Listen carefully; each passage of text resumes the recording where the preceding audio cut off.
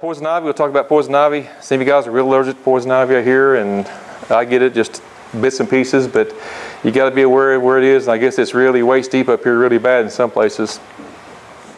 Walk through it.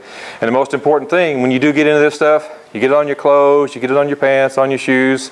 Take a pair of shoes, if you know you're going to be in it in the summertime, springtime, you know, take an extra pair of shoes, leave them outside, don't bring them in the house, wear something different, wash your clothes separate from everybody else's, don't throw them in the laundry with your wife and your kids. I'm sure you probably heard this before.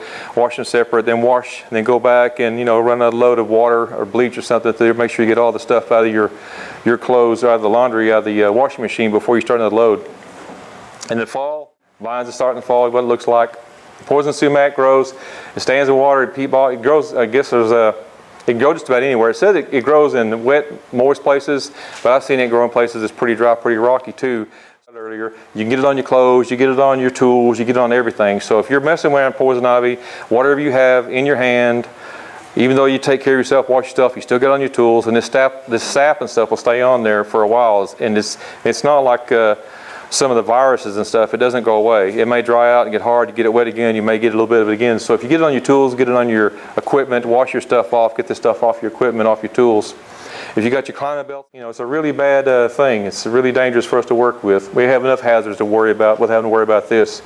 And if you get it, this, you know, it could be life-threatening. If you get it in your mouth, you get it down inside you, it swells up things. It causes problems in your throat, your larynx, all kinds of things. So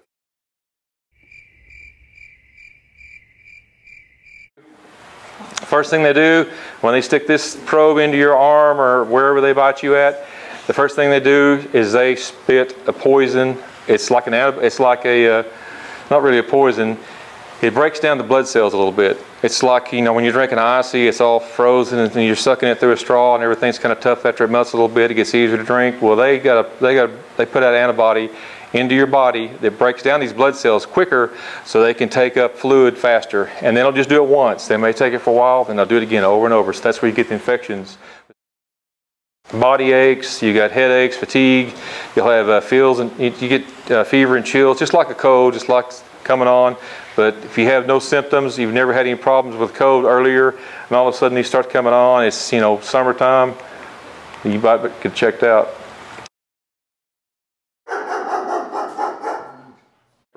And every dog's raised different. They're tied up, chained up, they're in a cage, they're going to be more aggressive. And a lot of them react to hats, to sunglasses, to different things. For what reason, I don't know. It seems like a threatening thing to them. So if you're around dogs walking up in the yard, then you've got, you know, remember all this stuff. A pit bull has, anybody pit bull people in here? 1,800, 25, I think it's like 1,600 to 1,800 pounds of pressure. And when they bite and they hang on, and they do this. Rottweilers, anywhere from 1,800, 2,500, sometimes 3,000 pounds of pressure.